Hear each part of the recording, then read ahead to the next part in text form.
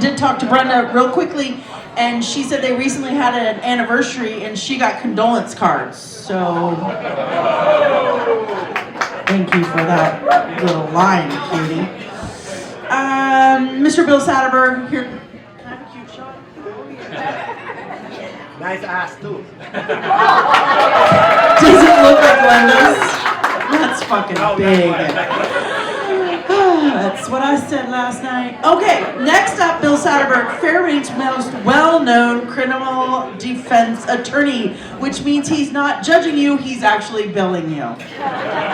Let's be honest, some of you already have his number saved. Hello, handsome. In fact, if you don't know Bill, you're either doing great in life or you just haven't been caught. Ladies and gentlemen, Mr. Bill Satterburg. You know, I have to appreciate that because I've normally been introduced as a criminal attorney, and there is a difference. There is a difference. There are some criminal attorneys, mainly on the East Coast.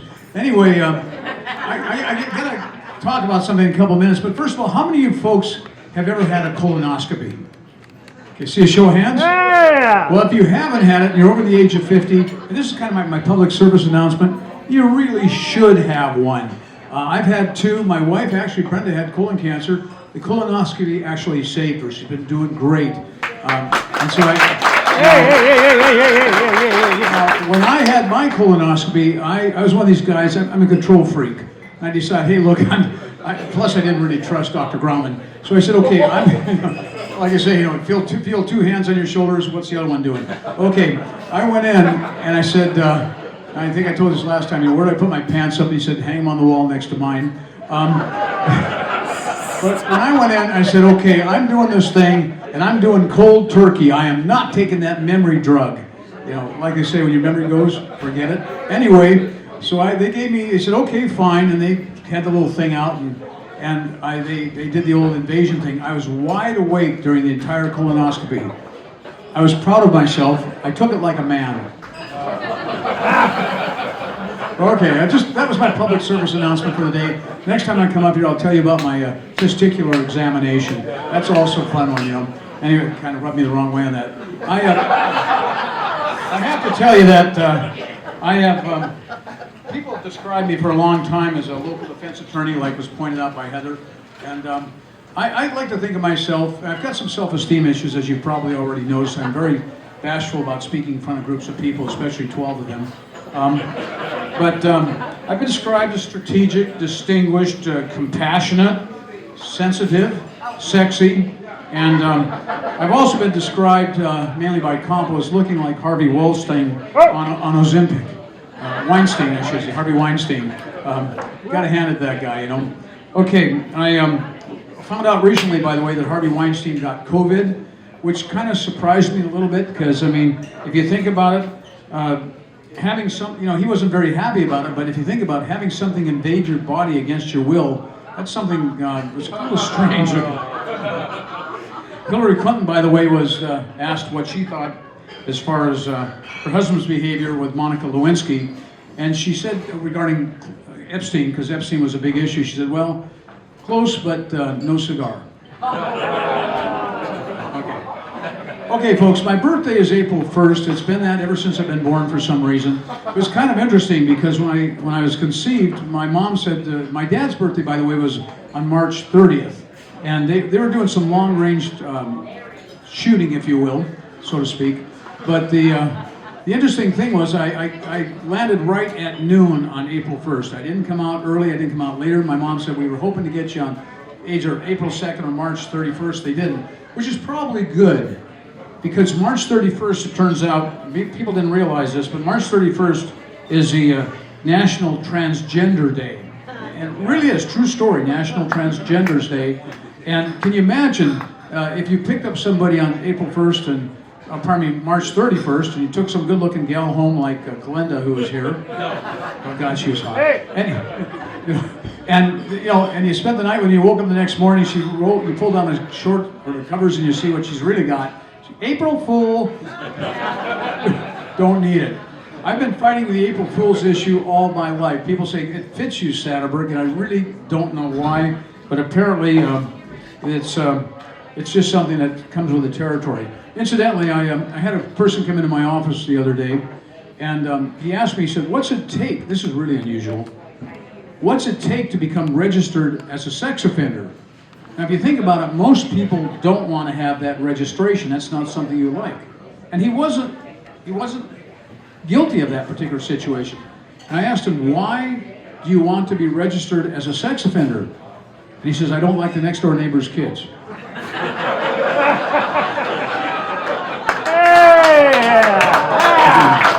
You know, I turned 75 on April 1st, and that's the age where, when you're thinking about it, I'm at the age where it's actually longer to stop peeing than it is to start pissing on yourself.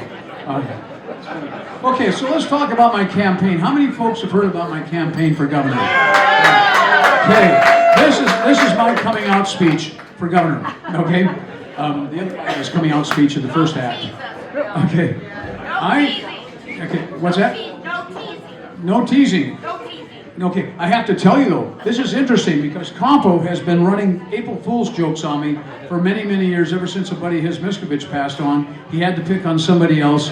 He's done stories about me being on Naked and Afraid and, you know, substituting a piss test and doing all sorts of interesting things. I mean, the guy down there on South Cushman flipping the hat in the air for the bus when I sued him for driving and distracted driving. But this year he came out with the announcement that I was going to be a candidate for governor.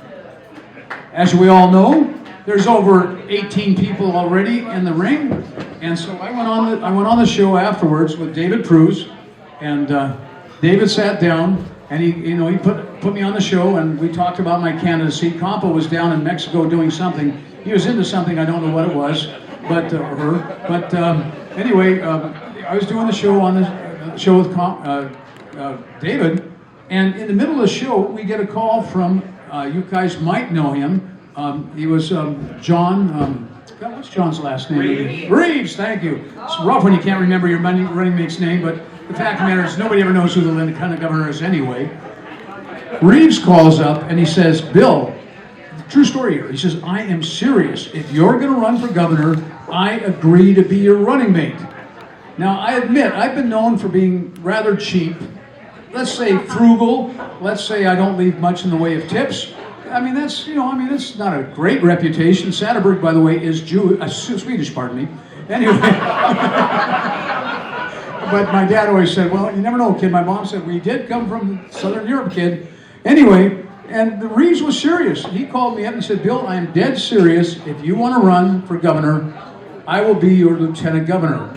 Now, John, I had to tell him, I said, John, if you're going to run with me, you got to agree to wear something other than shorts all year long. Many of you folks probably know John Reeves. Can I see a kind of a show of hands? Okay, some of you folks do, some don't. Real big guy. He's bigger than Dunleavy, okay? Secondly, he actually was an Olympic swimmer years ago, and he's probably the largest landowner in Alaska. And what was most important about the campaign, he has money. Okay, because I got a call from this one organization down in Esther, and they said, Bill, we've started a campaign fund for you, and as soon as we get enough for postage, we're going to mail it.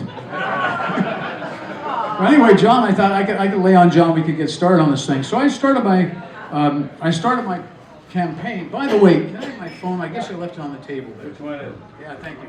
Pass that up. I started my campaign, and there were a couple things that I looked at. Number one, I thought, my first speech, ladies and gentlemen, Billy Satterburg has been a bad, bad boy. And if I didn't do it, I sure as hell thought about doing it or tried it. My dad hated lawyers. He hated guitar players. I went to law school. I used to play guitar in nightclubs. And he hated politicians.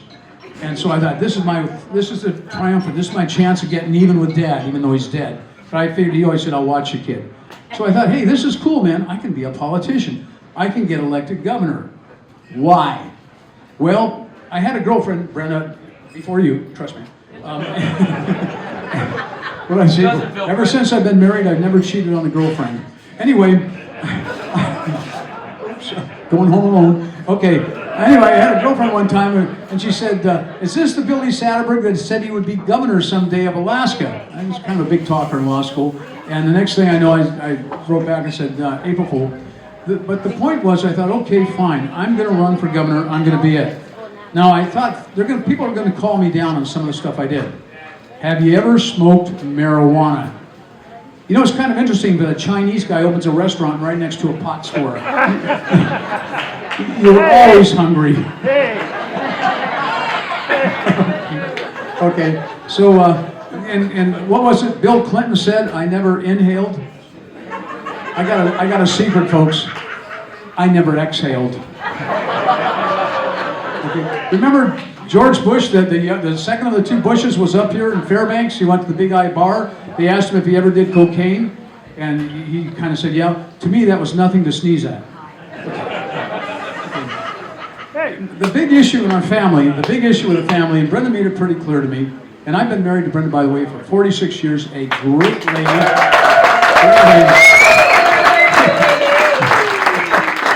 In fact, on our second date, our first date, I took her to a sauna, and she said, "Why?" I said, "Got to see what you got." But actually, she had been dating a close friend of mine, so it wasn't like total stranger.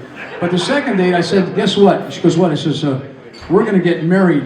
And she goes, "You're an idiot." And I said, "Yeah, that's also true." Anyway, and like I said, that was 46 years ago. She's a great, great lady. We've raised two great kids. But anyway, she said to me, "Look, I do not want you running for governor." I said, "Well, John Reeves is going to finance." She said, "No, I do not want you running for governor." She said, "I will not move to the Capitol." And I said, "That's simple. I mean, Trump. I mean, I'll just move the Capitol at Fairbanks. I'll sign an order." She goes, "No, you cannot do that. The voters voted it down." I said, "Okay, then fine. I'll move the governor's office to Fairbanks." She says, "You can't do that. That would be illegal." I don't know how she came up with that. Got an opinion somewhere. But I said, "Okay, fine." She said, "I will not move to Juneau." So I said, "Okay, can you call before you come down? I just want to have a little advance notice." Okay. The campaign slogan that came up with Campo, it said, "Nobody gets hurt." That sounded a little bit Italian to me. Hey, nobody gets hurt. It's on the side of every Alyeska truck in Fairbanks. Tells you a little bit about who runs that company. I came up with a much better slogan. Bill Satterburg, Alaska's next governor. Alaska deserves him.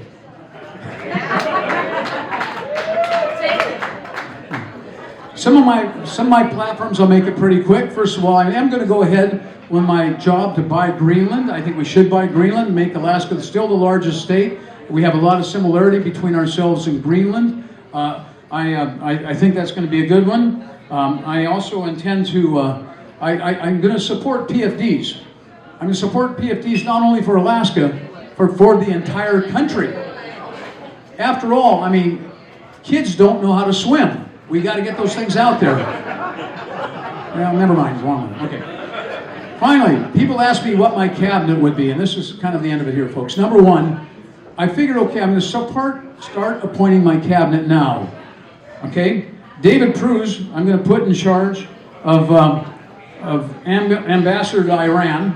Okay? Okay? Coke Wallace, who's here tonight, is going to be in charge of fish and game. Okay. Eric Spitzer is going to be Department of Public Safety. Okay. Benny Lynn is going to be in charge of the massage therapy board. Okay. And let's see, Scott Kawasaki, Health and Social Services. I decided to make Bernie Carl my public information officer. And, oh yeah, my Attorney General is going to be Eric's. What's the name here? I got it written down here someplace. Anyway, Eric, the guy who's running for lieutenant governor also. And Campo, I'm going to put in charge of administration. Okay. April 1st is going to be the first state holiday, April Fool's Day. And that's pretty much my campaign start. I would, obviously, I would like to have people. Oh, by the way, I want to teach you folks, I'm going to be doing some interpretation later on for Benny Lynn. And I'd like you folks to practice a word with me. Okay? Dio ne la Mao. Can everybody repeat that? Dio ne la Mao. Dio ne la Mao. You know what's that mean in English?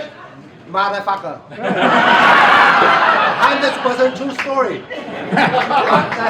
Okay. Okay. Finally, before I move on to my story, I will entertain a question. Anybody have a question? All right, I got a question for you. What's your question? You told me earlier this week that they came out with a vaccine for herpes. Is that true? Fake news. Fake news. Next question. I'm done with questions. My wife saw it on my search thing on my phone, and now I'm in the doghouse. I hate to tell you this, Eric. It's too late for you. Okay, so my true story, fake story. Okay. Like I said, I've been accused sometimes of being a little bit on the cheap side. Not true, obviously. But I was down in Las Vegas here years ago, and I was with down there with a couple people, but Robbie Everts and his dad, Cliff Everts. I don't know how many of you folks know Cliffy Everts. Great, great guy, fantastic person. We were going to the air show, the Red Bull air races. I mean, this was a class act. $1,000 a day lounge, if you will, in the race course out at Las Vegas. We were watching these Red Bull planes fly around, do the thing, and then they'd come up, and all these celebrities would be up there. By the way, Lindsey Vonn was there, and that's where I tore the retina on my right eye. I couldn't believe it. I never realized you could stare so hard as to blow a retina, let alone any other thing. So I'm sitting there, and we go back out to the car, and Cliffy goes, "Look at your car." Oh, this car. This car was a Mitsubishi Galant. It was tricked out. It had, I wanted to impress Robbie and his dad. It was tricked out with all sorts of speckled paint and everything else. Good looking car. And we walk out, and Cliffy goes, "Look at your car. Look at somebody scratched your car." And I look, and sure as hell, there's about a 6-7 inch scratch on the on the car. And I go, "My God, we got a problem, Houston. I got to take this car back to the Las Vegas car rental company, and I know it's going to cost me hundreds of dollars at least. Red speckled paint or whatever." So I went to forget the Dodge dealer; they don't have anything. But I went to CarQuest. I went to Riley O'Reilly's. I went to Napa. I went to probably 2 other car stores in town. Sherwin-Williams covers the world. Couldn't find any paint that would match that car. I realized I was in tough situation. You know, I didn't really feel like paying the collision fee. So we put Robbie and Cliff on the plane, and Brent and I were heading out for the airport. And I took a look. I'm driving out, just total panic, and I see something. I never thought I'd really like these people. Vietnamese nail salon. So I pull in. I go walking in, and all these gals are sitting there, and they got a whole wall of paint colors. I mean, and folks, keep this in mind. I should charge you for the advice. I go walking in, whole wall paint. So I sit there and I say, "Can you fix my car?" "Well, you got a problem. You want your nails done?" "No, I don't want my nails." "You want your feet done?" "No." "You want your feet rubbed?" "No." "You want anything else rubbed?" "No." The point is, well, maybe, but my wife's in the car. Anyway, they take me out and they say, "Well, take a look." I said, "Can you fix this?" "Oh, we can fix it. We can fix it." Now it's 110 degrees. This is Las Vegas, right? We're late for the airport. So I go in and I sit in the car. The air conditioning's going on. Brendan's there, and these 2 little gals are sitting there just painting away, sitting on the hot pavement, sizzling away. They get done, they walk out. "You want glitter with that? You want glitter?" "No, I don't want glitter. I just want it to kind of match." I go out. You could not tell the difference. Lane, you better be careful. Somebody rents a car nowadays, by the way. I only use black or white nail polish. I just buy it myself. Okay, I come out. They fix the car. I was so pleased, so happy. I said, "How much do I owe you?" "Oh, $40. I wanted to tip them big. I gave them $45. Okay, that's what I got. Okay, so do we think this is true or false? True? For sure it's true, this cheap motherfucker.